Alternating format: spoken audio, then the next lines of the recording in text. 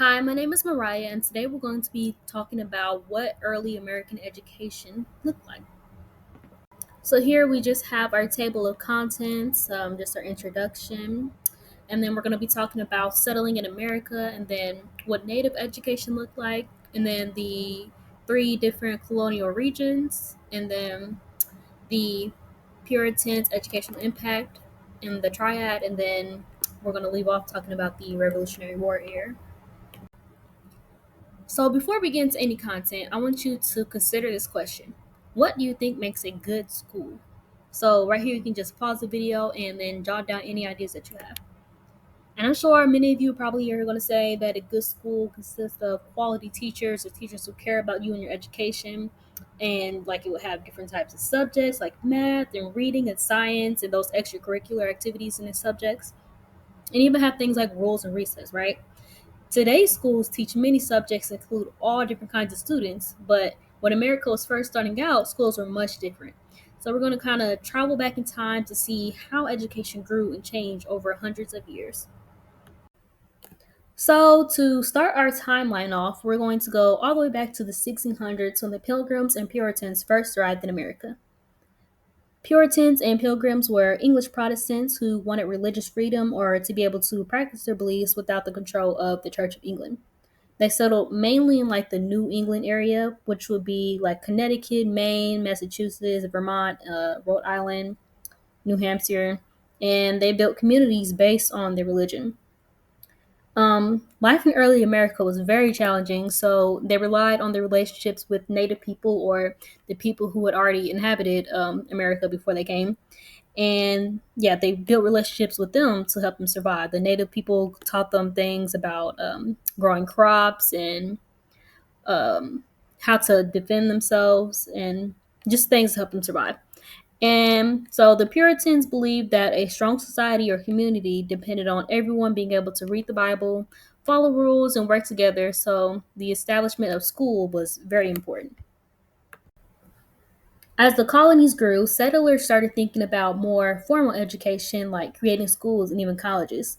One of the first colleges created was Harvard, but not everyone benefited equally from these promises. Harvard claimed it would educate Native youth, but the funds or money was mostly used to educate English settlers. And then natives who did attend often found that the curriculum didn't match their culture and needs. And they also were forced to assimilate, meaning that they were pushed to give up their language, traditions, and ways of life to learn English culture and religion.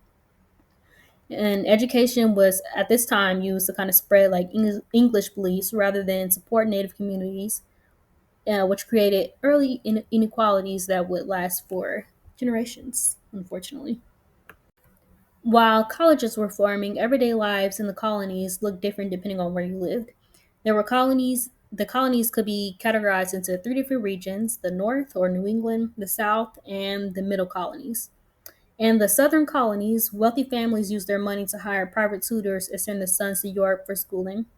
And poor children, including like enslaved children, worked plantations and often had no formal training or formal education at all. In the middle colonies, there was more religious and cultural diversity. They had the Quakers, Catholics, Jews, and others. And education varied by community. So some groups were open their own schools, and yeah. In New England, schools are really small and community ran and centered on religious literacy. And children learned to read mainly so they could study the Bible and follow religious teachings. So here's just like a quick little Padlet activity just to test what you've been learning. It's just asking you to find some similarities and differences from early America education to education that you see in today's time. So just go ahead and scan the QR code and it'll take you to Padlet. So, out of the three colonial regions, there was one particular group that had a huge impact on how schools were shaped in New England, which were the Puritans. Their beliefs about religion and reading, and the belief that everyone deserved to be educated, influenced how education was set up for years to come. The Puritans were the driving force behind early education. As strict English Protestants, they believed that literacy wasn't just a skill, it was a religious duty, like it was meant to be done. So they believed that if people couldn't read the Bible, they were vulnerable to temptation and sin. And then also, there was like a major policy that passed in 1647 called the Massachusetts, or called the Old Deloder Satan Act, which required towns to set up schools. And the idea was that being unable to read made you more likely to be tricked by Satan. So that's why they passed that act. And then a lot of the schools that the New England region had were often one room buildings with boys and girls learning basic reading, writing, and religious texts. And then teachers were strict and disciplined, and there was moral instruction that was kind of like in every lesson, and like that was the core of the youth's education at that time. And then the Puritans also kind of created like the first tax supported education laws. So they they were heavy on religion, but also heavy on like taxes being supporting um, the children's education. The Puritans didn't rely on schools alone. Education was something families, churches, and communities worked together on, which created like a strong triangle or triad of learning and moral teaching. So the home was like the central place for education. It was the beginning of church teachings and education. The Puritans believed that if the home life was not right, then the child would not receive a proper education. And also at that time, fathers played a large role in a young man's life due to like the Christian idea of like the Holy Trinity, and that a child must experience the love from their own father to feel the love of their heavenly father. So again, they were very big on religion and religious teachings to educate children. Over time, these ideas about what makes a good school started to shift. People began to ask new questions, exploring science and challenging old traditions, and this period was known as the Enlightenment, which was a major intellectual movement in the 1700s to emphasize the science and reasoning, and questioning authority. And it was led by thinkers like John Locke, who argued that people learn through experience and not just faith. And so schools slowly began adding subjects like science and languages and civic reasoning, which was kind of like a shift from like before, where it was focused solely on like religious teaching. These new ideas about science and reasoning set the stage for big changes during and after the Revolutionary War, because America had to create like its own education system that was separate from England. After the Revolutionary War, America needed an education system that reflected its own identity, not just England's. So there was leaders like Noah Webster who believed that schools should create a shared national culture and prepare children to be active citizens in democracy.